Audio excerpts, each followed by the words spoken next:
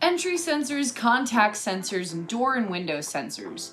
The device has many names, but one job: to tell you when someone has opened a door or window.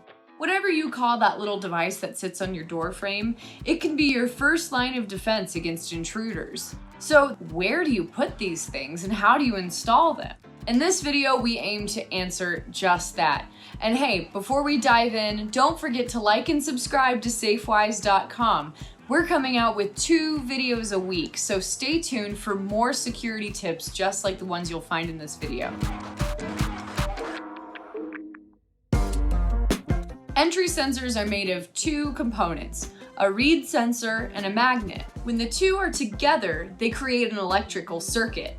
When someone opens a door or window, they separate and that circuit breaks and triggers the alarm. Generally, you'll find entry sensors as part of a larger system like ADT or FrontPoint or Vivint, but you can find them sold individually if you just want 1 or 2 sensors around your home. So that's the basics. Entry sensor 101 in a way.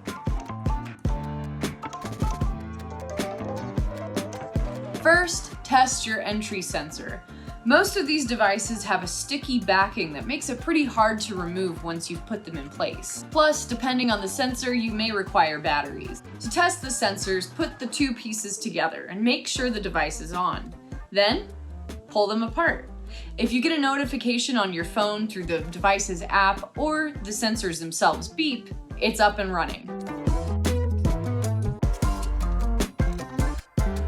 Next, you gotta find a home for your entry sensor.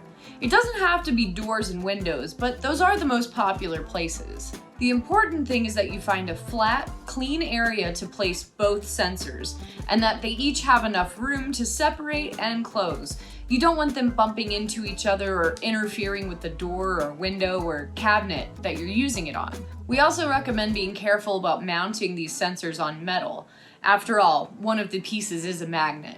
Before committing to a spot, test the sensors one last time by taping them to the surface of the door or window you're wanting to use them on. Entry sensors aren't just for doors and windows either. You can also put them on cabinets, safes, and really anything that opens and closes, as long as there's enough room for the sensors to touch. For example, if you have a curious toddler who wants to explore under the sink, or a hungry pet who figured out how to get into the pantry, entry sensors will let you know when someone's entering some dangerous territory.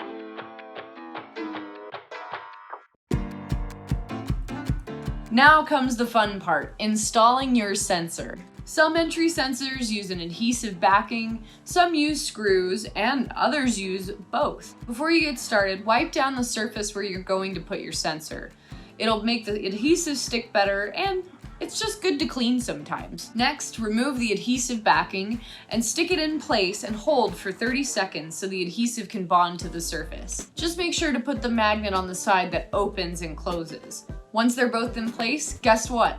It's time to test again. Open and close the window or door a couple times to make sure that the sensor is responsive. From there, you can make adjustments. Most of these sensors have apps that go with it to help you control it, the sensitivity, or the chime, or all kinds of factors. It just depends on the sensor you have. Whether it's a door, a window, safe, or cabinet, or a treasure chest full of pirate's booty, an entry sensor can keep everything on the other side safe. These sensors work alone or in tandem with bigger systems. You can even include them into home automations. Learn more about entry sensors, motion sensors, and all things home security by visiting Safewise.com. And don't forget to like and subscribe for 2 Safewise videos a week. Stay safe!